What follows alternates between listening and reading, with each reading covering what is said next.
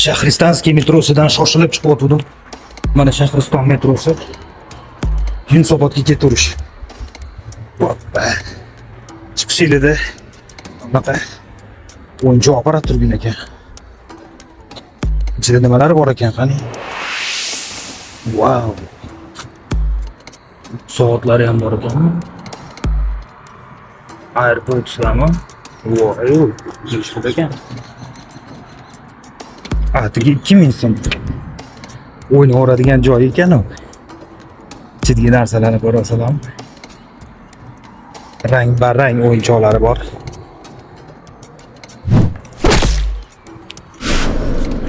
Lekin o'ynaveradigan joyi atigi 2000 so'm evaziga sizlar AirPods, soat yoki har xil yumshoq o'yinchoqlari egasi bo'lishingiz mumkin.